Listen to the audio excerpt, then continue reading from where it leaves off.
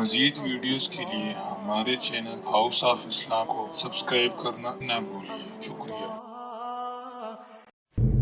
اللہ نحمده ونستعینه ونستغفره ونؤمن به ونتوکل علیہ ونعوذ باللہ من شرور انفسنا ومن سیئات اعمالنا من يهده الله فلا مضل له ومن يضلل فلا هادي له وأشهد أن لا إله إلا الله وحده لا شريك له وأشهد أن سيدنا وسندنا ونبينا ومولانا محمدا عبده ورسوله صلى الله تعالى عليه وعلى آله وأصحابه وبارك وسلم تسليما كثيرا. أما بعد فأعوذ بالله من الشيطان الرجيم. بسم الله الرحمن الرحيم. يا أيها الذين آمنوا اتقوا الله وكونوا مع الصادقين. آمنت بالله صدق الله مولانا العظيم وصدق رسوله النبي الكريم ونحن على ذلك من الشاهدين والشاكرين والحمد لله رب العالمين. میرے محترم بزرگوں اور دوستوں، السلام علیکم ورحمۃ اللہ وبرکاتہ۔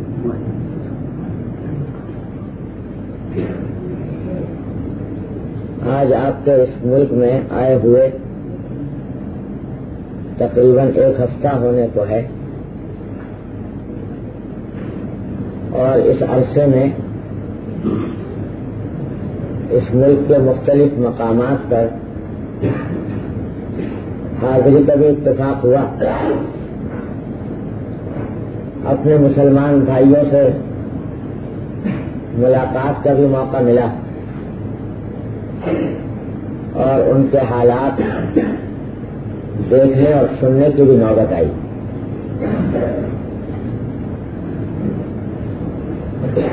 اور ہر جگہ اپنے مسلمان بھائیوں میں جو دینی جذبہ آنکھوں سے نظر آیا اور جس محبت و شفقت سے انہوں نے مجھ ناکارہ کی پذیرائی فرمائی، وہ میرے لیے باعث سعادت بھی ہے اور اس سے حوصلہ بھی بلند ہوتا ہے۔ آپ حضرات نے اللہ کے فضل و کرم سے اپنے دین کو محفوظ رکھنے اور دینی تشخص کو قائم رکھنے کے لیے جو محنتیں فرمائی ہیں، اس پر آپ تہہ دل سے مبارکباد کے مستحق ہیں، اور انشاءاللہ اس کا بہترین صلہ اللہ جل جلالہ کے ہاں دیکھیں گے۔ اللہ تبارک و تعالی اس ایمانی جذبے میں اور اس دینی تعلق میں مزید برکت اور ترقی عطا فرمائے، اور ہم سب کو ان کی برکات سے مستفید ہونے کی توفیق عطا فرمائے۔ اس وقت بھی دین کی کچھ بات کرنے کے لیے مجھ سے فرمائش کی گئی، تو میں نے قرآن کریم کی ایک آیت ابھی آپ کے سامنے تلاوت کی۔ دین کی باتیں تو اتنی ہیں کہ ایک مجلس میں یا ایک بیان میں کسی ایک بات کا بھی پورا احاطہ نہیں کیا جا سکتا، لیکن قرآن کریم کا اعجاز یہ ہے کہ وہ مختصر آیتوں میں بھی ہمیں اور آپ کو ایسی ہدایت عطا فرما دیتا ہے کہ تنہا اسی پر عمل کر لیا جائے تو ہماری دنیا اور آخرت کے لیے کافی ہو جائے. اسی لیے یہ ایک آیت تلاوت کی. اس میں باری تعالیٰ کا ارشاد ہے کہ یا ایھا الذین آمنوا اتقوا اللہ وکونوا مع الصادقین. ترجمہ آیت کا یہ ہے کہ اے ایمان والو اللہ سے ڈرو، تقوی اختیار کرو اور سچے لوگوں کے ساتھی بنو. سچے لوگوں کے صادقین کے ساتھی بن جاؤ، ان کے ساتھ رہو. تو اس آیت کے 3 حصے ہیں. پہلے حصے میں خطاب ہے یا ایھا الذین آمنوا کہہ کر. دوسرے حصے میں حکم دیا گیا ہے تقوی اختیار کرنے کا. تیسرے حصے میں اس تقوی اختیار کرنے کا طریقہ بتایا گیا ہے. تو اس کو اختیار کرنے کا طریقہ کیا ہے کہ سچے لوگوں کے ساتھی بن جاؤ. ان 3 حصوں پر تھوڑی تھوڑی گزارشات اس وقت عرض کرنا چاہتا ہوں. اللہ تبارک و تعالیٰ اپنے فضل و کرم سے اپنے رضا کے مطابق بیان کرنے کی توفیق عطا کرے. پہلا حصہ یا ایھا الذین آمنوا، اے ایمان والو، اے وہ لوگوں جو مجھ پر ایمان لائے ہو.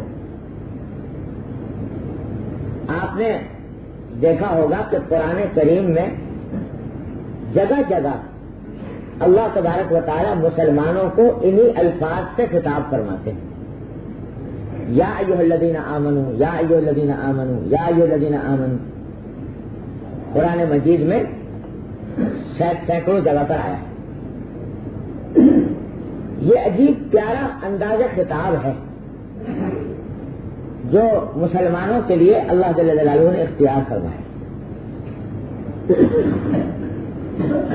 ہمارا نام لے کر خطاب نہیں کرتے، بلکہ اے ایمان والو کہہ کر خطاب کرتے ہیں. یہ بڑا محبت بھرا، بڑا پیار بھرا انداز خطاب ہے. اس کی محبت کا اندازہ اس بات سے لگائیے کہ جب کوئی انسان دوسرے کو مخاطب کرتا ہے،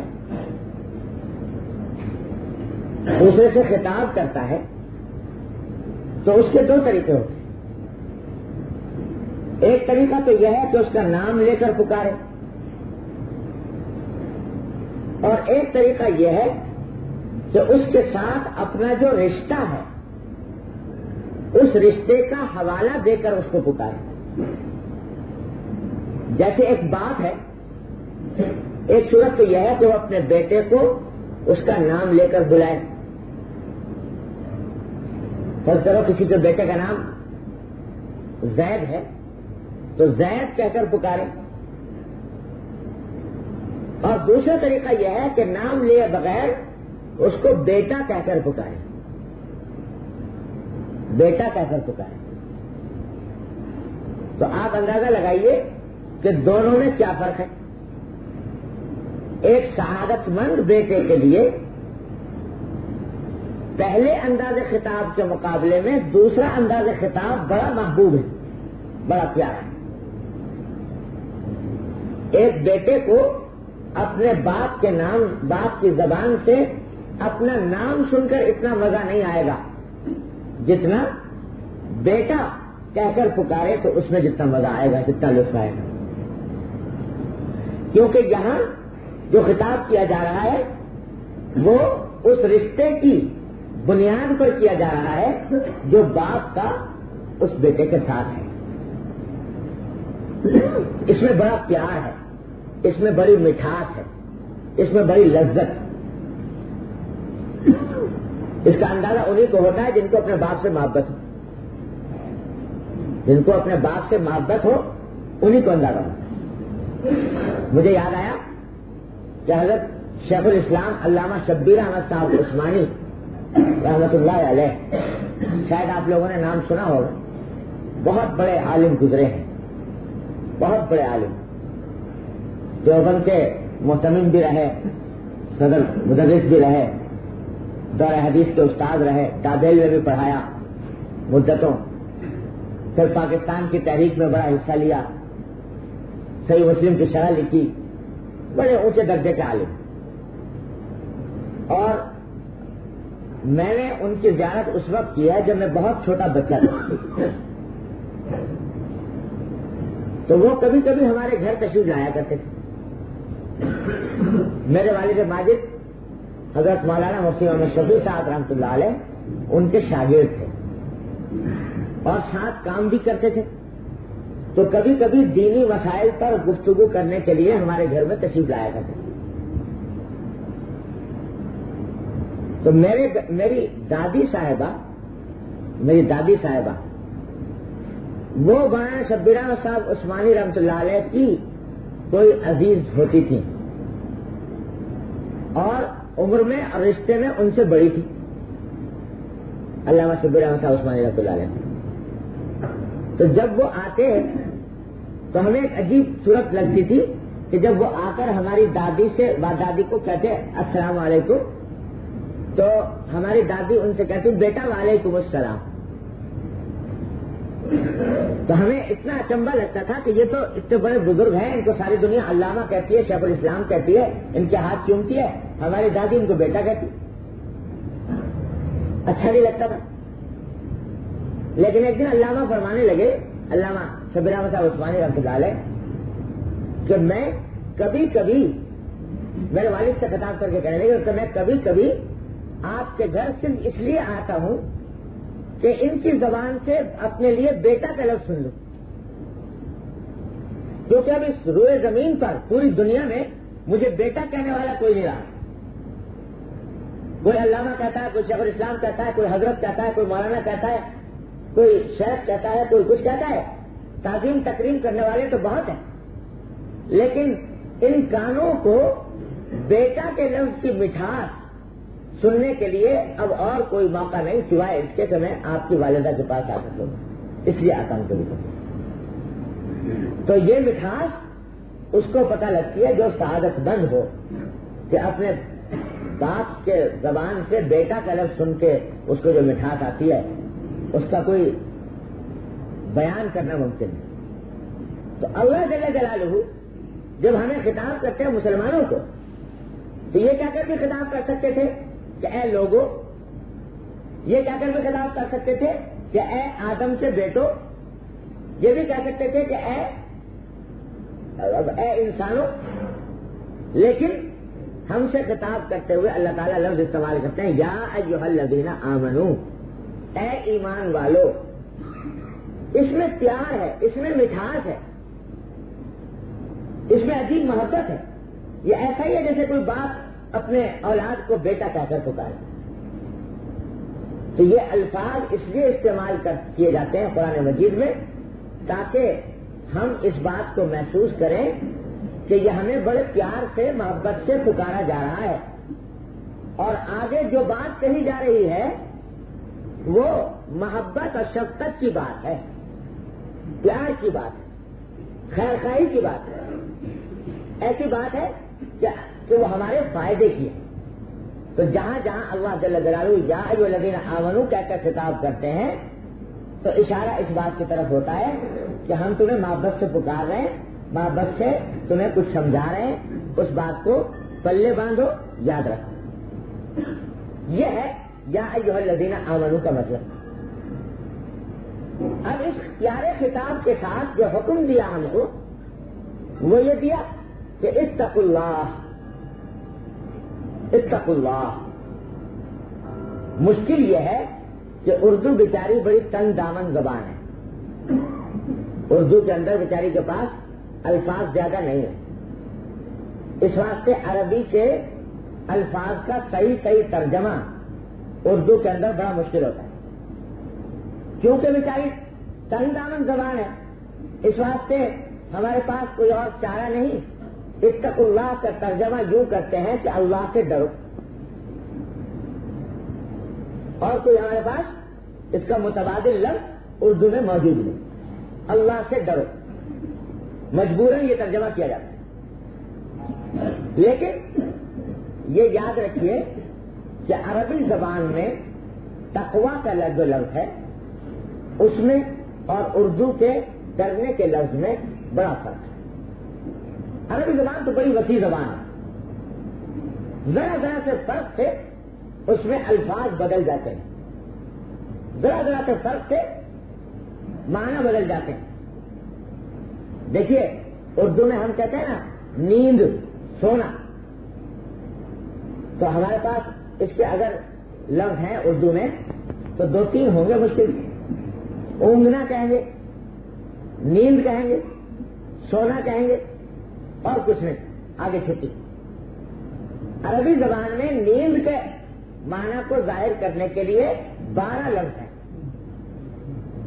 اور ہر لفظ کے معنی الگ ہے۔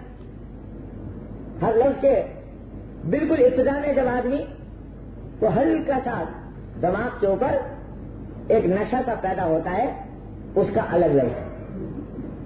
پھر جب وہ نیند ایسی آ جائے کہ ذرا سا سر حرکت کرنے لگے، اس کے لیے الگ لفظ ہے۔ پھر ایسی نیند آ جائے کہ بیٹھے بیٹھے سوئے، اس کے لیے الگ لفظ ہے۔ لیٹ کے سوئے، اس کے لیے الگ لفظ ہے۔ 12 لفظ ہیں اس طریقے سے۔ آج تک کوئی دنیا میں شاید ایسی زبان نہیں ہوگی، اتنی وسیع زبان۔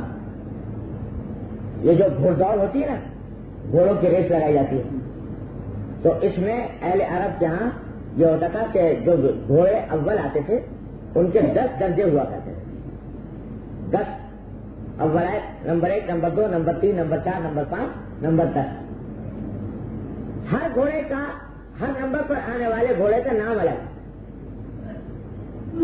پہلے نمبر پہ جو آئے گا اس کو سابق کہیں گے، دوسرے نمبر پر آئے گا مسلی کہیں گے، تیسرے نمبر پر آئے گا مجلی کہیں گے، چوتھے نمبر پر آئے گا مقفی کہیں گے، 5ویں نمبر پر آئے گا مرتاح کہیں گے، 6ویں نمبر پر آئے گا حافظ کہیں گے، 7ویں نمبر پر آئے گا مزمل کہیں گے، 8ویں نمبر پر آئے گا حضی کہیں گے، 9ویں نمبر پر آئے گا معبل کہیں گے، 10ویں نمبر پر آئے گا سفید کہیں گے۔ ہر نمبر کے گھوڑے کا نام الگ ہے۔ تو عربی زبان میں عجیب وسعت اللہ تعالیٰ نے عطا فرمائی ہے۔ تو اسی طرح عربی زبان کے اندر یہ ڈرنے کا جو مفہوم ہے نا، اس کے الگ الگ لفظ۔ ڈرنے کے لیے خوف بھی آتا ہے، خشیت بھی آتا ہے، تقویٰ بھی آتا ہے، وجل بھی آتا ہے، لیکن ان سب لفظوں کے معنی الگ الگ ہیں۔ کیسے الگ ہے؟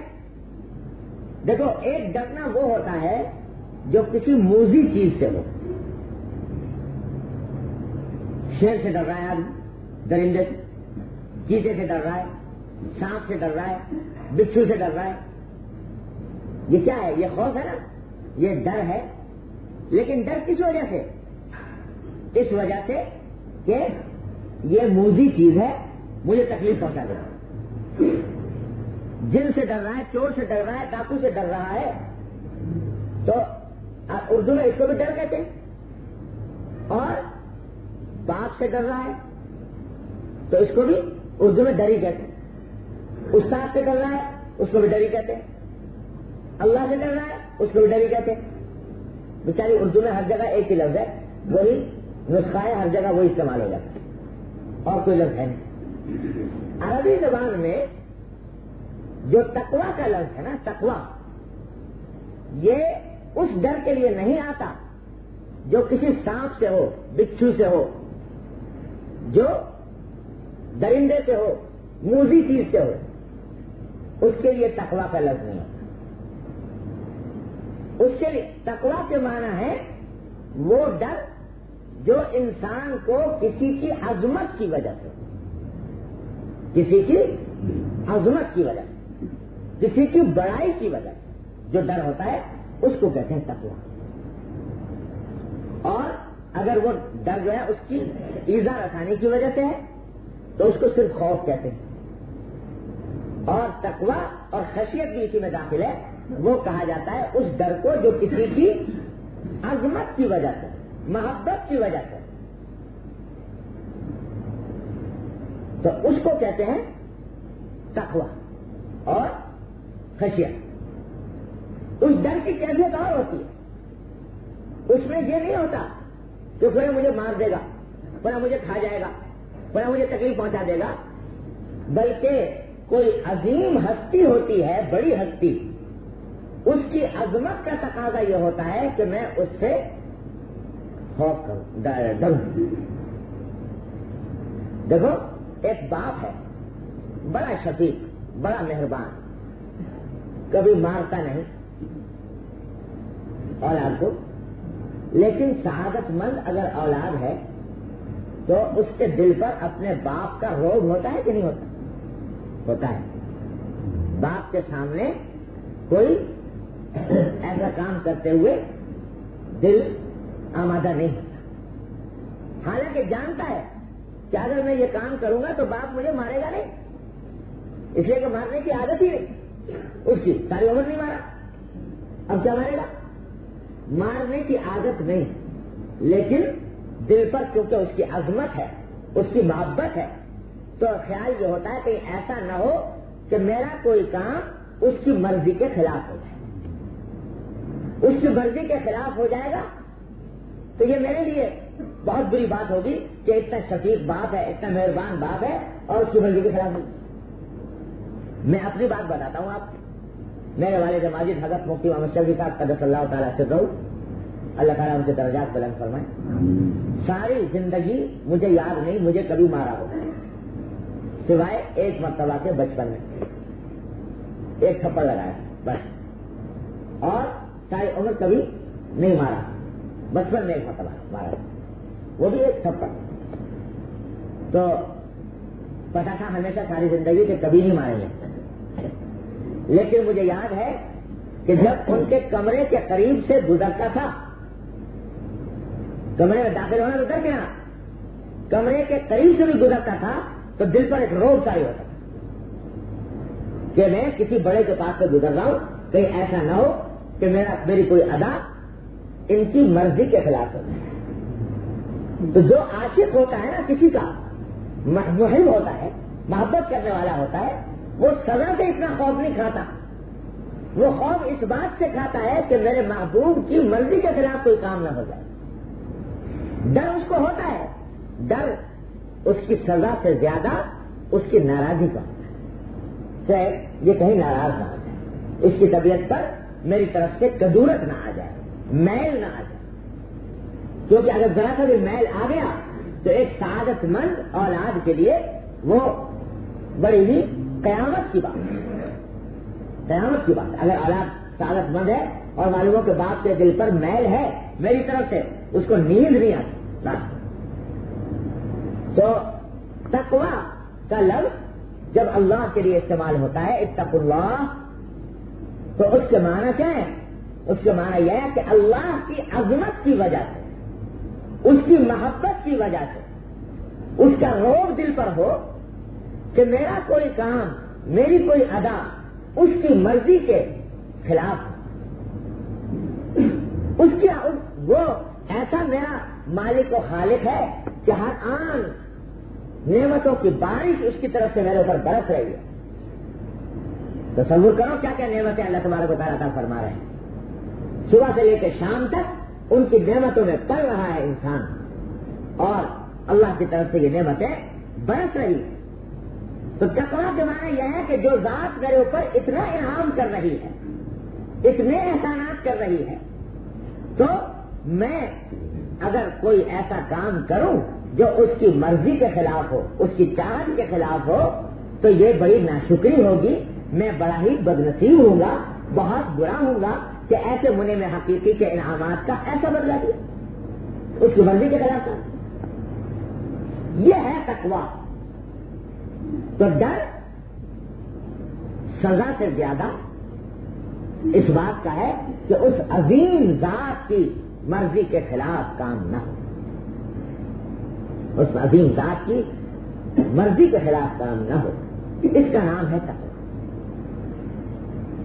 اور یہ تقویٰ، اس کو ہم جیسے مبتدی لوگ جو ہوتے ہیں، ابتدا والے، جس بات جو میں کہہ رہا ہوں یہ تو مہذب لوگوں کی ہے، شائستہ لوگوں کی، کہ وہ سزا سے نہیں ڈرتے، سزا سے اتنے نہیں ڈرتے جتنے محبوب کی ناراضی سے ڈرتے۔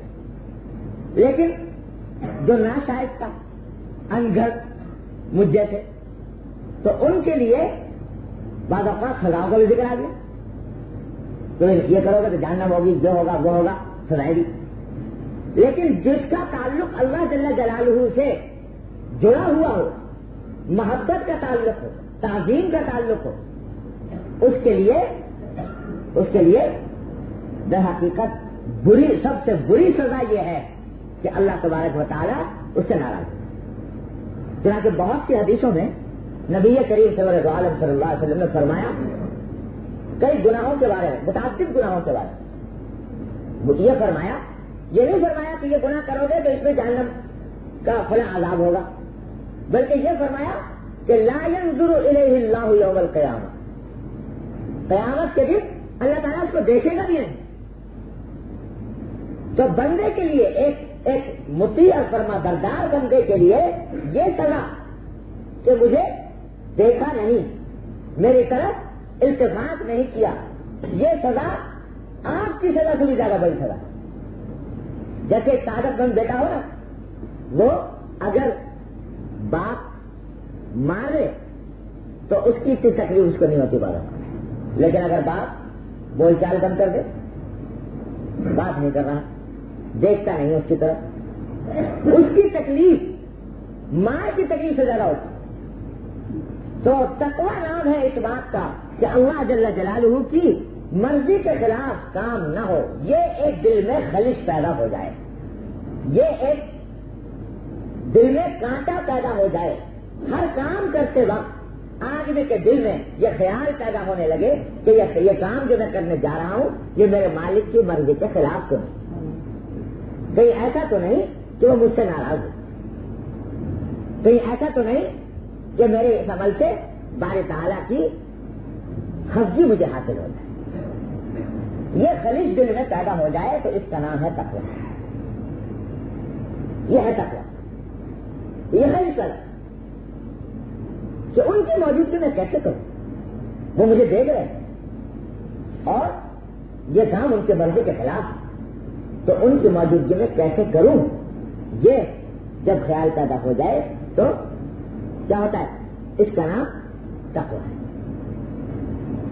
اور یہ تقویٰ ہمارے آپ کے فائدے ہی کی چیز ہے۔ بظاہر دیکھنے میں لگتا ہے کہ جب تقویٰ پیدا ہو گیا تو رکاوٹیں آ گئی تھوڑی ہر کام کے اندر، یہ نہیں ہو رہا کہ وہ جو چاہ کر لی، لیکن اس میں فائدہ ہمارا یہ ہے کہ جو آدمی تقویٰ سے محروم ہو، جو آدمی تقویٰ سے محروم ہو، اس کی زندگی میں اور جانور کی زندگی میں کوئی فرق نہیں۔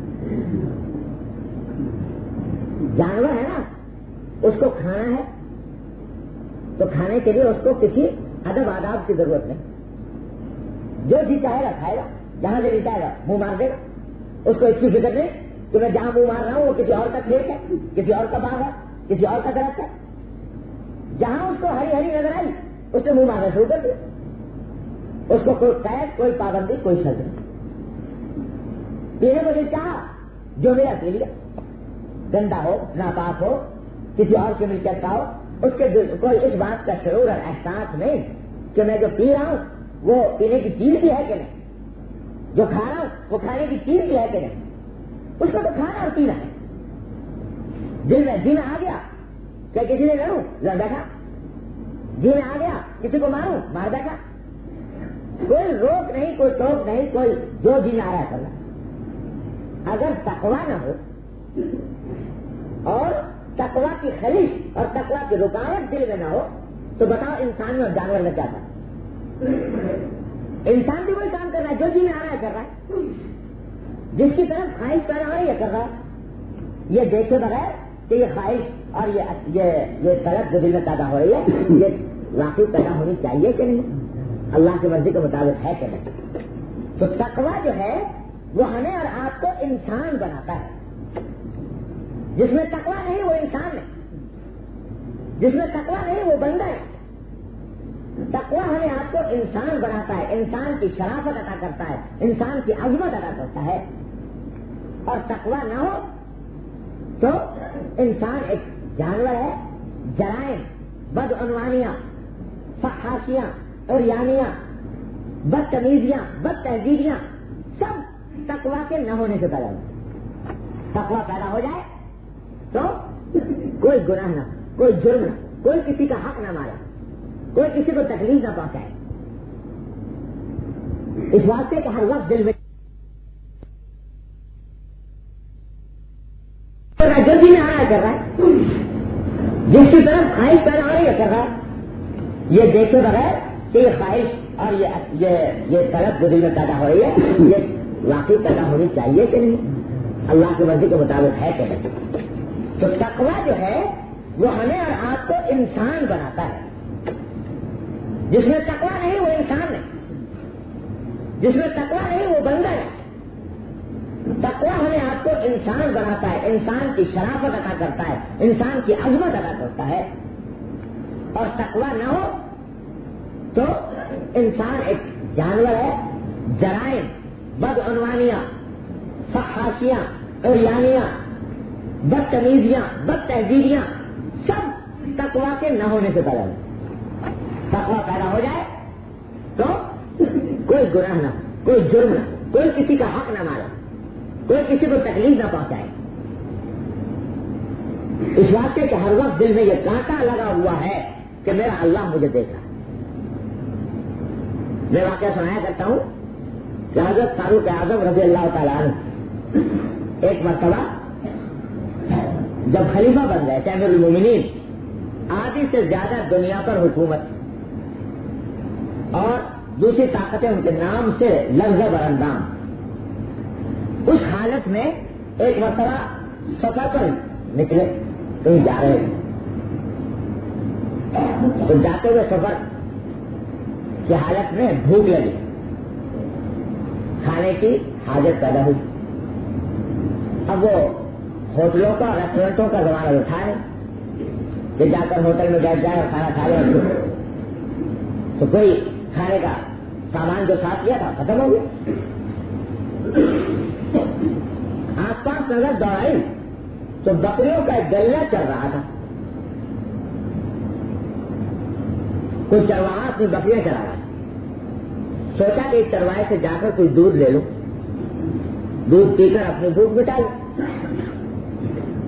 چرواہے سے جا کر کہا کہ بھائی میں مسافر ہوں، کھانے کی ضرورت ہے، کھانا اس وقت کہیں مل نہیں رہا، آس پاس کوئی بستی بھی نہیں ہے، تو یہ ہمارے پاس بکریاں ہیں، کسی بکری کا دودھ مجھے نکال دو، جو کچھ پیسے ہوں مجھ سے لے لو دودھ کے۔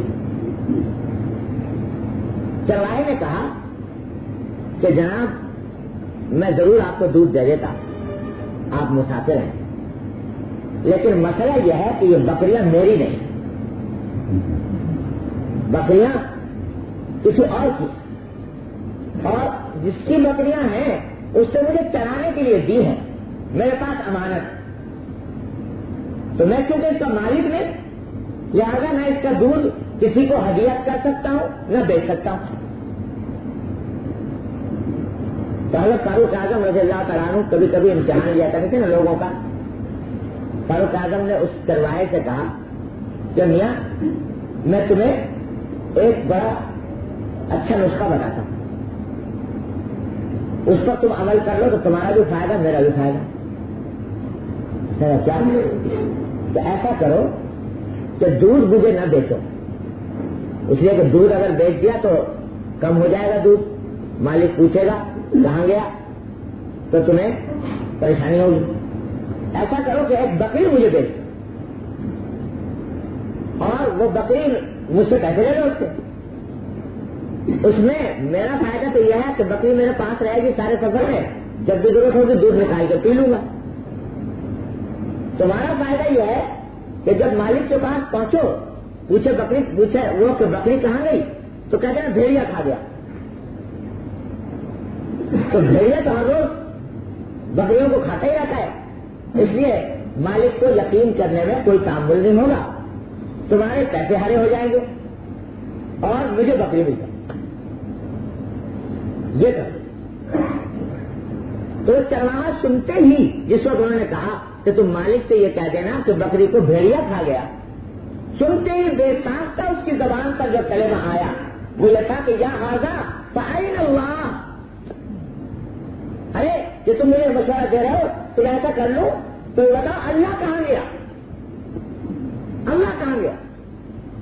مالک تو بے شک نہیں دیکھ رہا مجھے، بکریوں کا مالک تو نہیں دیکھ رہا، اس لیے ہو سکتا ہے اس کو یقین آ جائے، لیکن اللہ تو دیکھ رہا ہے، اس کو تو پتا ہے کہ یہ بکری حقیقت میں بھیڑیا نے نہیں کھائی تھی، میں نے دھوکہ دیا، اس بات سے میں یہ کام نہیں کر سکتا۔ فاروق اعظم رضی اللہ تعالیٰ عنہ نے تو بات کہی تھی امتحان کے لیے، تو فاروق اعظم رضی اللہ تعالیٰ نے جواب میں فرمایا کہ جب تک تجھ جیسے انسان اس روئے زمین پر موجود ہیں اس وقت تک کوئی کسی کا حق نہیں دبا سکتا، کسی کا حق نہیں مار سکتا۔ یہ تقویٰ ہے جو انسان کو انسان بناتا ہے، اس کے اندر شرافت پیدا کرتا ہے، اس کے اندر انسانیت پیدا کرتا ہے، دوسروں کے لیے باعث رحمت بناتا ہے اور حقوق کا تحفظ کرتا ہے۔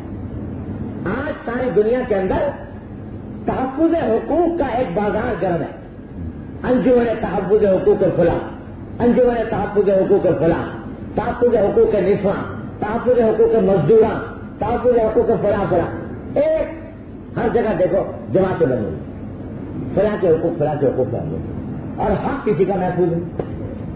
کیوں محفوظ نہیں؟ اس واسطے کہ تقویٰ کے بغیر یاد رکھو حقوق کبھی محفوظ ہو ہی نہیں سکتے۔ جس کے دل میں تقویٰ ہوگا وہی حقوق کی حفاظت کرے گا، اور جس کے دل میں تقویٰ ہے وہ حقوق کی حفاظت نہیں کرے گا۔ کبھی آپ نے سنا ہوگا نکاح کا خطبہ ہوتا ہے، نکاح میں خطبہ پڑھا جاتا ہے، تو خطبہ جو ہے وہ مسنون ہے، اور حضور نبی کریم صلی اللہ علیہ وسلم نے ہی سکھایا کہ یہ خطبہ پڑھا کرو۔ اس خطبے میں 3 آیتیں پڑھی جاتی ہیں، یا ایھا الذین آمنوا اتقوا اللہ حق تقاتہ ولا تموتن الا وانتم مسلمون، یا ایھا الناس اتقوا ربکم الذی خلقکم من نفس واحدہ، یا ایھا الذین آمنوا اتقوا اللہ وقولوا قولا سدیدا۔ یہ تینوں آیتیں جو ہیں ان میں نکاح کا بظاہر کہیں ذکر نہیں، حالانکہ ایسی آیتیں موجود ہیں قرآن مجید میں جس میں نکاح کا ذکر ہے، لیکن حضور اقدس صلی اللہ علیہ وسلم نے کوئی ایسی آیت منتخب نہیں فرمائی جس میں نکاح کا ذکر ہو، اس کے بجائے یہ آیتیں پڑھی۔ تینوں آیتوں میں حکم ایک ہی ہے، کیا؟ اتقوا اللہ، تقویٰ کیا؟ کیوں؟ اس لیے کہ جب میاں بیوی آپس میں زوجیت کے رشتے میں بندھنے کے لیے جا رہے ہیں تو کچھ حقوق شوہر کے ذمے بیوی کے ہیں، کچھ بیوی کے ذمے شوہر کے ہیں۔ یہ حقوق صحیح طرح ادا ہو ہی نہیں سکتے جب تک دل میں تقویٰ نہیں۔ اگر اللہ کا خوف نہیں، اللہ کے سامنے حاضری کا احساس نہیں، اللہ جل جلالہ کے دیکھنے کا احساس نہیں، تو ایسے ایسے طریقوں سے شوہر بیوی کو تکلیف پہنچاتا ہے اور بیوی شوہر کو تکلیف پہنچاتی ہے جس کا کوئی مداوع اس کائنات میں کوئی انسان نہیں کر سکتا۔ عدالت سے اس کا مداوع نہیں ہو سکتا، پولیس سے نہیں ہو سکتا، برادری سے نہیں ہو سکتا۔ میاں بیوی کے درمیان رشتہ ہی ایسا ہے کہ وہ اتنی خلوت کا رشتہ ہے، اتنا پرائیویٹ رشتہ ہے کہ اس کی تکلیفوں کو دوسرے کے سامنے بعض اوقات بیان بھی نہیں کر سکتا، جائے کہ مدد مانگ۔ اس لیے فرمایا کہ تقویٰ کیا، تو تقویٰ کے بغیر دنیا میں حقوق محفوظ نہیں ہو سکتے، نہ اللہ کے حقوق محفوظ ہو سکتے نہ بندوں کے حقوق محفوظ ہو سکتے۔ تقویٰ پیدا ہو جائے تو پھر سب کے حقوق ادا ہوتے ہیں، پھر انسان دوسرے انسان کا خیر خواہ ہوتا ہے، تو دوسرے انسان کے لیے ایثار کرتا ہے، دوسرے انسان کے لیے ہمدردی اور دلچوڑی سے کام لیتا ہے، اگر دل میں تقویٰ وہ نہ ہو۔ آج دنیا کے اندر بڑی شہرت ہے کہ صاحب انگریزوں میں اور امریکیوں میں اور مغربی ممالک میں بڑے امانت ہے، دیانت ہے، سچائی ہے، اور ہے واقعی، میں نے خود اپنی آنکھوں سے دیکھی، بڑے تجربات کیے، ہے دیانت، امانت، سچائی۔ لوگ اخبار رکھا ہوا ہے، اب تو وہ مشینیں آ گئی ہیں، پہلے زمانے میں وہ وقت بھی میں نے دیکھا ہے جب وہاں پر کہ مشینیں نہیں تھی، اخبار رکھے ہوئے ہیں، برابر میں پیسوں کا گلہ رکھا ہے، اور ایک آدمی آتا ہے، پیسے ڈالتا ہے، رفع اٹھا کے لے جاتا ہے. کوئی اخبار بغیر پیسے ڈالے نہیں اٹھاتا، اور کوئی اس گلے کو اٹھا کر اپنے گھر میں لے جاتا. یہ منظر گزرا ہے، ایسی امانت دیانت. یہ بے شک ہوا، لیکن اس وجہ سے نہیں کہ یہ کوئی اچھی بات تھی، اس وجہ سے نہیں کہ یہ اللہ کی مرضی کی بات تھی، اس وجہ سے کہ تجارت اور اپنے قوم، اپنے ملک کی فلاح کی خاطر انہوں نے یہ کام کر لیا. لیکن وہی لوگ جو 10 پیسے کا اخبار اٹھانے کے لیے بغیر پیسے کے نہیں اٹھاتے تھے، انہی لوگوں نے قوموں پر ڈاکے ڈالے، قوموں پر ڈاکے ڈالے، جا کر ان کے ممالک کو غصب کیا، ان کے ساتھ ظلم و تشدد کا وہ برتاؤ کیا کہ جس کی مثال ملنی مشکل ہے. اپنے ملک کے اندر تو یہ ہو رہا ہے اور دوسروں کے ساتھ ظلم و تشدد کا یہ بازار گرم ہے. تو معلوم ہوا کہ وہ امانت اور دیانت اور سچائی وہ اگر فی نفسی اچھے اخلاق کی وجہ سے ہوتی تو ساری دنیا کے ساتھ ہوتی. جیسے مسلمانوں نے اپنے ابتدائی دور میں صحابہ کرام نے امانت اور سچائی اور دیانت جو کی، اس کا معاملہ صرف اپنے بھائیوں کے ساتھ نہیں بلکہ کافروں کے ساتھ، غیر مسلموں کے ساتھ امانت اور دیانت کا معاملہ کیا. ایک پیسہ بھی. حضرت علی رضی اللہ تعالیٰ عنہ کے پاس ایک زرہ تھی، ایک یہودی نے دعویٰ کر دیا کہ یہ زرہ میری ہے، نہیں بلکہ زرہ کی یہودی کے پاس حضرت علی کی تھی. حضرت علی نے دعویٰ کر دیا کہ یہ میری ہے، یہودی کہتا نہیں میری. قاضی کی عدالت میں مقدمہ پاس گیا. حضرت علی سب خلیفہ ہیں، بادشاہ، اور وہ کہہ رہے ہیں کہ یہ زرہ میری ہے. یہودی کہتا ہے نہیں میری نہیں، تمہاری نہیں میری ہے. مقدمہ پہنچ گیا قاضی کے پاس. وہ قاضی جن کو خود حضرت علی نے قاضی بنایا تھا، ان کی عدالت میں پہنچ گیا. جب عدالت میں پہنچ گیا تو حضرت علی رضی اللہ تعالیٰ بھی پہنچے. دونوں فریق ایک ساتھ کھڑے ہوئے ہیں. قاضی صاحب بیٹھے، دائیں طرف حضرت علی کھڑے، بائیں طرف یہودی کھڑا ہے. اپنی مسجد سے اٹھے نہیں قاضی صاحب، کیونکہ اس وقت حضرت علی خلیفہ کی حیثیت میں نہیں بلکہ ایک مدعی کی حیثیت میں آئے. وہ بیٹھے پوچھا حضرت علی سے کہ فرمائیے کیا ہے حکم، کیا دعویٰ ہے؟ تو کہا یہ زرہ میری لے گیا، یہودی میری ہے.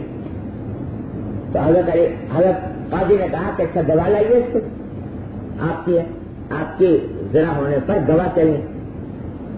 حضرت علی نے ایک گواہ پیش کر دیا. کہا یہ گواہ جو ہے یہ تو آپ کا غلام ہے، غلام کی گواہی اپنے آقا کے حق میں قبول نہیں ہو سکتی. کوئی اور گواہ لائی. ایک گواہ اور پیش کیا. کہا کہ غلام کی گواہی تو معتبر نہیں، اس واسطے کہ آپ کا غلام ہے. دوسری گواہی جو وہ ایک رہ گئی. اور شریعت کا حکم یہ ہے کہ کوئی دعویٰ 2 گواہوں کی گواہی کے بغیر ثابت نہیں ہوتا، لہذا آپ کا دعویٰ ثابت نہیں ہوتا. اب یہودی سے کہا کہ تم شریعت کا حکم یہ ہے کہ اگر مدعی گواہ پیش نہ کر سکے تو مدعا علیہ سے قسم لی جائے. اس سے کہا تم قسم کھا لو کہ یہ زرہ حضرت علی کی نہیں ہے. تو اس نے قسم کھا لی کہ حضرت علی کی نہیں ہے، میری ہے. تو قاضی صاحب نے فیصلہ کر دیا امیر المومنین کے خلاف، حضرت علی کے خلاف یہودی کے حق میں فیصلہ کر دیا کہ یہ تمہاری ہے، زرہ لے جاؤ. حضرت علی نے قاضی کے فیصلے کے اوپر سے تسلیم خم کیا اور کہا کہ ٹھیک، جب فیصلہ ہو گیا چلی. جب زرہ کا فیصلہ ہو گیا اس کے بعد یہودی نے کہا کہ فیصلہ تو ہو گیا لیکن میں آپ سے قاضی صاحب سچ بتاتا ہوں کہ دعویٰ ان کا سچا تھا اور میں نے جھوٹی قسم کھائی تھی. اور آج مجھے یہ پتا چلا کہ اس دین کے اندر اتنا بڑا انصاف ہے مسلمان غیر مسلم سب کے لیے کہ کسی کا حق اس میں فوت نہیں ہوتا. لہذا ایسا دین جو ایسے انصاف کی دعوت دیتا ہے اس کو میں قبول کرتے ہوئے کہتا ہوں کہ اشہد ان لا الہ الا اللہ اشہد ان محمد مسلمان. تو یہ نہیں کہ اپنوں کے حق میں تو ہے حقوق کا احساس اور غیروں کے حق میں. سرکار دو عالم صاحب نے فرما دیا تھا کہ جنگ کی بھی حالت ہو تو عورت پر تلوار نہ اٹھے تمہارے، بچے پر نہ اٹھے، بوڑھے پر نہ اٹھے، عبادت گاہوں میں عبادت کرنے والوں پر نہ اٹھے. تو کسی صحابی کی تلوار کبھی ان کے خون سے رنگین نہیں ہوئی. اور وہ لوگ جو امن اور آشتی کا، جمہوریت کا، مساوات کا ڈھنڈورا پیٹتے ہیں پوری دنیا کے اندر، ان کو دیکھ لو کہ ہیروشیما ناگاساکی پر ایٹم بم برسا کے کتنے بچوں عورتوں کو، بے گناہ عورتوں کو تباہ کیا کہ ان کی نسلیں بھی بیمار پیدا ہو رہی اس طریقے سے کیا. تو یہ کیوں؟ اس لیے کہ یہ ساری امانت، دیانت، اخلاق جو کچھ ہے یہ ظاہری ہے، دکھاوا ہے، حقیقی نہیں. اگر حقیقی ہوتی تو ساری انسانیت کے ساتھ یکساں سلوک ہوتا. ساری انسانیت کے ساتھ یکساں سلوک نہیں ہوا. ساری انسانیت کے ساتھ یکساں سلوک اگر ہو سکتا ہے تو وہ تقویٰ کی بنیاد پر. تقویٰ اگر پیدا ہو جائے تو پھر اللہ کے حقوق بھی ادا ہوں اور بندوں کے حقوق بھی ادا. تو یہ معنی ہے اتقوا اللہ. جو دوسرا جز تھا اس آیت میں، تیسرا حصہ آیت کا یہ ہے کہ وَكُونُوا مَعَ الصَّادِقِينَ. اللہ تعالیٰ کا موجز کلام دیکھیے کہ اللہ تبارک و تعالیٰ جہاں کسی بات کا حکم دیتے ہیں تو میں حکم دے کر نہیں چھوڑ دیتے. شفقت ہے نا، محبت ہے بندوں کے ساتھ، اس لیے میں یہ نہیں کہ حکم دے دیا اور تم جانو تمہارا کام جانے، جس طرح چاہو اس کو برابر کرو. نہیں، ہم تمہیں طریقہ بھی بتاتے ہیں. تقویٰ پیدا کرنے کا طریقہ کیا ہے؟ آسان راستہ بتائیں تقویٰ پیدا کرنے. تقویٰ پیدا کرو، کیسے کرو؟ آسان راستہ اس کا یہ ہے کہ صادقین کی صحبت اختیار کرو. خود سے اگر پیدا کرنا چاہو گے تقویٰ تو تم صبح سے لے کے شام تک دنیا کے دھندوں میں لگے ہوئے، گھر سے نکلے، دکان پر گئے، ملازمت پر گئے، دفتر میں گئے، مزدوری پر گئے، وہاں کے معاملات میں اس طرح الجھ جاتے ہو کہ دن رات دل و دماغ پر اسی کے خیالات مسلط رہتے ہیں. تو کہاں سے پیدا کرو گے تقویٰ؟ تو اس واسطے تمہیں آسان راستہ بتائے گئے. آسان راستہ یہ ہے کہ جو لوگ صادقین ہیں، صادقین کے معنی سچے، اور سچے سے مراد زبان کے سچے، ہاتھ کے سچے، دل کے سچے، عقیدے کے سچے، عمل کے سچے، وہ سچے. یعنی دوسرے الفاظ میں وہی لوگ جو خود اہل تقویٰ ہیں، جو خود متقی ہیں. تقویٰ جن کی سرشت میں داخل ہو جائے، ایسے لوگوں کی صحبت اختیار کرو. ان کے ساتھ اٹھو بیٹھو، ان کے پاس جاؤ، ان سے ہدایات لو، ان سے مشورہ کرو. ان کے ساتھ رہنے کے نتیجے میں رفتہ رفتہ تقویٰ تمہارے اندر بھی پیدا ہو جائے گا انشاءاللہ. یہ راستہ ہے. اس لیے بتایا اللہ تعالیٰ سے زیادہ انسان کی نفسیات، حالات کو کون بہتر جان سکتا ہے. یہ انسان جو ہے نا، یہ محض زبانی، کلامی، کتابی باتوں سے متاثر نہیں ہوتا. جب تک کوئی عملی نمونہ اس کے سامنے نہ ہو. عملی نمونہ سامنے ہوتا ہے تو پھر اس کو دیکھ دیکھ کر یہی اثر لے لیتا ہے. دنیا کے اور جانور جو ہے نا، ان کا معاملہ الگ ہے، انسان کا معاملہ الگ ہے.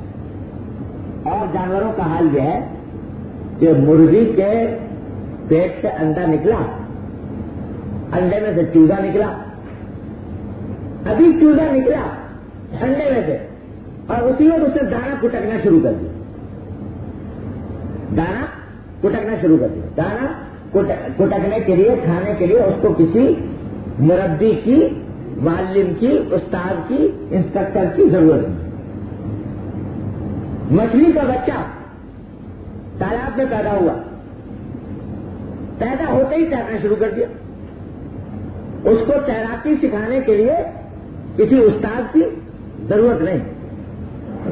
لیکن انسان کی طبیعت اللہ تعالیٰ نے ایسی بنائی ہے کہ جب تک اس کے سامنے مربی نہ ہو، عملی نمونہ نہ ہو، یہ اس وقت تک کوئی چیز نہیں سیکھ سکتا۔ جس طرح مرغی کا بچہ دانا کھٹک رہا ہے، اپنے بچے کو کھلا دو روٹی، پیدا ہوتے ہی کھلا دو چاول، نہیں کھا سکے جب تک کہ اس کو تربیت نہیں دی جائے۔ کسی نے دیکھا کہ مچھلی کا بچہ پیدا ہوتے ہی تیرنا شروع کر دیا، اس نے تالاب میں، کسی نے اس کو ٹریننگ نہیں دی، اٹھا کے اپنے بچے کو بھی ڈال دیا پیدا ہوتے ہی تالاب میں، تو مرے گا۔ تو اللہ تبارک و تعالیٰ نے انسان کی فطرت یہ بنائی ہے کہ اس کے سامنے نمونہ چاہیے، اس کو کوئی مربی چاہیے۔ اسی لیے بھیجے گئے انبیاء علیہ الصلوۃ والسلام۔ ہر کتاب کے ساتھ ایک نبی آ رہا ہے۔ کیوں؟ کتاب تو پڑھنے کے لیے ہے، سمجھنے کے لیے ہے، نبی تربیت کرنے کے لیے، نبی اسلام کے لیے تاکہ اس کی تربیت کرے، تاکہ اس کی صحبت میں رہ کر دین سیکھے۔ نبی نے صحابی کو سکھایا، صحابی نے تابعی کو سکھایا، تابعی نے تبع تابعی کو سکھایا، ہوتے ہوتے دین ہم تک اس طرح۔ یہ جو لوگ بات کہتے ہیں نا ہم خود پڑھیں گے قرآن اور خود پڑھ کے عمل کرنا شروع کرتے ہیں، ارے اگر خود پڑھ کے عمل کرنا کافی ہوتا تو نبی جانے کی کیا ضرورت، رسول جانے کی کیا ضرورت تھی؟ اللہ تعالیٰ بھیج دیتے کتاب براہ راست انسانوں کے اوپر کہ پڑھو اور عمل کرو، لیکن اللہ نے کبھی کتاب کو بغیر پیغمبر کے نہیں بھیجا۔ اس واسطے طریقہ یہ بتایا کہ اپنے دور میں صادقین تلاش کرو، ان کی صحبت اختیار کرو، صحبت اختیار کرو گے تو تقویٰ تمہارے اندر بھی آ جائے گا۔ اب لوگ کہتے ہیں سب کہاں سے لائیں صادقین؟ ہمیں تو ملتے نہیں، بہت تلاش کیے نظر نہیں آتے، صادقین نہیں ملتے۔ تو خوب یاد رکھو کہ جب اللہ تعالیٰ کہہ رہا ہے کہ صادقین کی صحبت اختیار کرو تو قرآن صرف صحابہ کے دور کے لیے تھا یا ہمارے دور کے لیے بھی ہے؟ قرآن صرف صحابہ کے دور کے لیے تھا یا ہمارے لیے بھی ہے؟ ظاہر ہے کہ ہمارے لیے، قیامت تک آنے والے سارے انسانوں کے لیے۔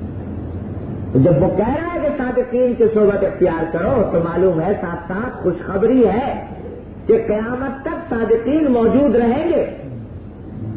اگر نہ ہوتے تو قرآن یہ حکم ہی نہ دیتا، تو معلوم ہے صادقین ہیں۔ البتہ دو گڑبڑ ہوتی ہے۔ میرے والد ماجد قدس اللہ تعالیٰ سرگئی فرمایا کرتے تھے، اللہ تعالیٰ ان کے درجات بلند فرمائے۔ تو گڑبڑ کیا ہوتی ہے؟ یہ ہوتی ہے کہ جب آدمی یہ سوچتا ہے کہ میں کس کے پاس جاؤں اپنی صحبت اختیار کرنے کے لیے، تو خود خواہ عمل کے بد عملی کے کس اسفل السافلین میں ہو، لیکن اپنے لیے جب تلاش کرنے نکلتا ہے تو کہتا ہے کہ جنید بغدادی سے کم نہیں ہونا چاہیے، عبد القادر جیلانی سے کم نہیں ہونا چاہیے، اور اس معیار پر جب تلاش کرنے جاتا ہے تو ظاہر دنیا میں جنید بغدادی زندہ ہو کر آنے سے رہے، عبد القادر جیلانی آنے سے رہے، اس معیار کے آدمی تو ملیں گے نہیں۔ ارے بھائی جیسی روح ویسے فرشتے، جیسے تم ہو ویسے ہی تمہارے مناسب مسلم، تمہارے مناسب صادقین اس دور کے اندر بھی موجود۔ ایک بات کو یاد رکھو، یہ نہ سوچو کہ ایسا آدمی چاہیے جو عبد القادر جیلانی کے معیار کا ہو، یہ نہ سوچو کہ خواجہ معین الدین اجمیری کے معیار کا ہو، نظام الاولیاء کے معیار کا ہو، وہ نہیں آئیں گے، لیکن تمہارے لیے جو لوگ کافی ہو سکتے ہیں وہ آج بھی۔ دوسری بات یہ ہے، میرے والد فرمایا کرتے تھے کہ بھائی ملاوٹ کا زمانہ ہے، ملاوٹ ہے نا، گھی میں ملاوٹ، چینی میں ملاوٹ، آٹے میں ملاوٹ، چاول میں ملاوٹ، دنیا کی ہر چیز میں ملاوٹ، تو کہتے ہیں صادقین میں بھی ملاوٹ ہوگی، صادقین میں بھی ملاوٹ، تو کیا گھی کی ملاوٹ کی وجہ سے، تیل کی ملاوٹ کی وجہ سے، چاول کی ملاوٹ کی وجہ سے چاول کھانا چھوڑ دیا؟ جو بھائی آج کل ملاوٹ بہت ہے تو اب چاول نہیں کھائیں، کچھ اور دودھ کھایا کریں، یا گندم میں ملاوٹ بہت ہے تو اب گندم نہیں کھائیں گے، اب تو چارہ کھایا کریں گے جو گائے کھاتی ہیں۔ کوئی آدمی ملاوٹ کی وجہ سے چھوڑتا نہیں، کیا کرتا ہے کہ حتی الامکان کوشش کرتا ہے، تلاش کرتا ہے، جستجو کرتا ہے، معلوم ہوتا ہے کہ فلاں دکان پر آٹا اچھا ملتا ہے، فلاں دکان پر چاول اچھا ملتا ہے، فلاں دکان پر مٹھائی خالص ملتی ہے، تو جب تلاش کرتا ہے تو مل جاتا ہے، کہیں نہ کہیں سے تلاش کر کے جاتا ہے، اور اگر بالکل نہ بھی ملے تو بھائی 100% خالص نہیں مل رہا تو 95% اس پہ گزارا کر لیتا ہے، 90% پہ گزارا کر لیتا ہے، ایسے ہی ہے۔ تو بھائی صادقین میں بھی ملاوٹ ہے، لیکن تلاش کرو، جس طرح گھی تلاش کرتے ہو، جس طرح آٹا تلاش کرتے ہو، صادقین کو بھی تلاش کرو تو وہ بھی مل جائیں گے انشاءاللہ، ضرور ملیں گے خالی، اور پورے نہ ملیں گے 99% مل جائیں، 95% مل جائیں، ان سے استفادہ کرو، صحبت اپنی ٹھیک کرو، ایسے لوگوں کے پاس جاؤ، تعلقات رکھو، ان کے پاس بیٹھو، اٹھو اور ان سے استفادہ کرو تو انشاءاللہ تقویٰ پیدا کرے۔ اور اسی صحبت کا ایک حصہ یہ بھی ہے کہ اگر براہ راست رابطہ مشکل ہے تو ان کے حالات پر، ان کے ملفوظات پر، ان کی باتیں پر، اولیاء کرام کے واقعات پر، اسلاف امت کے واقعات پر، ان کے ملفوظات پر، تو وہ بھی صحبت کے قائم مقام ہے۔ تو بھائی بات لمبی ہو گئی، آج یہ کر رہا تھا کہ ہم سب کی ضرورت ہے تقویٰ، تقویٰ کے بغیر انسان نہیں، جنت تک پہنچنے کا راستہ تقویٰ ہے، اس کے بغیر نہیں۔ اور جیسا کہ آیت میں بتایا گیا تقویٰ حاصل کرنے کا طریقہ ہے اچھی صحبت، اور اچھی صحبت کے لیے کسی اللہ والے کی طرف رجوع کرنا، اللہ والا براہ راست نہ ملے تو اس کے حالات ملفوظات پڑھ کر پڑھنا، یہ کام کرو۔ اور اس دور میں الحمدللہ ایک ایسی چیز ہر جگہ الحمدللہ مسلمانوں کو میسر ہے کہ اس کے ذریعے صحبت کو درست۔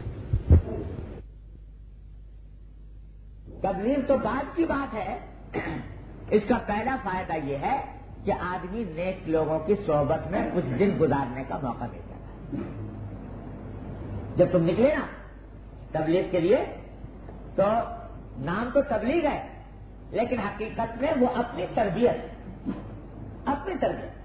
کہ اللہ والوں کے ساتھ جن کا وہ جو بتا رہا ہوں بھائی 100% نہ صحیح 95% سے، لیکن وہ تو ہے کہ جو اللہ کے لیے نکلے ہیں، اللہ کے لیے اپنے گھر سے نکلے ہیں، ان کے ساتھ رہو گے کچھ دن تو رفتہ رفتہ اس صحبت کا اثر آئے گا انشاءاللہ تعالی۔ تو اس کا اہتمام ہر مسلمانوں کو کرنا چاہیے، عام مسلمانوں کو جتنا بھی ہو سکے کہ اس طرح نکلیں، کچھ وقت اس کام کے لیے نکالیں، اس میں جائیں، اور ساتھ ساتھ اپنے لیے کوئی مصلح اور مربی تلاش کریں، تلاش کرنے سے مل جاتا ہے انشاءاللہ تعالی، قریب نہ ہو دور ہو، خط و کتابت کے ذریعے بھی اصلاح ہو سکتی ہے وہ ہو، اور لوگوں سے معلومات کرنے سے، علماء کرام سے پوچھنے سے، خود علماء کرام کی بڑی تعداد الحمدللہ یہاں پر موجود ہے، ان سے رابطہ رکھو، کر لیا تو انشاءاللہ ثم انشاءاللہ اللہ تعالیٰ کے فضل و کرم سے تقویٰ کی شمع دل میں روشن ہوگی، ضرور ہوگی انشاءاللہ۔ اللہ تبارک و تعالیٰ اپنے رحمت سے یہ شمع ہم سب کے دلوں میں روشن فرما دے، حقیقت میں تقویٰ عطا فرمائے۔ دعا فرمائیے اللہم صلی علی محمد وعلی آل محمد کما صلیت علی ابراہیم وعلی آل ابراہیم انک حمید ربنا ظلمنا انفسنا وان لم تغفر لنا وترحمنا لنكونن من الخاسرين. بسم اللہ الرحمن الرحیم. السلام علیکم سامعین، یہ سیریز آپ کی خدمت میں شاید تجارت سے پیش کی جا رہی ہے. کیسٹ اور سی ڈی ملنے کا پتہ دارالاشاعت اردو جرنل کراچی پاکستان. ای میل اشاعت @dg.net. Phone number 0300. یا اللہ ہم آپ سے آگے ہاتھ پھیلائے ہیں، اپنے رحمت سے اپنے فضل و کرم سے ہم کو اپنے تقویٰ سے نواز دیجیے، اپنی محبت سے نواز دیجیے، اپنی محبت اور عظمت ہمارے قلوب میں پیدا فرما دیجیے. مزید ویڈیوز کے لیے ہمارے چینل ہاؤس آف اسلام کو سبسکرائب کرنا نہ بھولیے. شکریہ.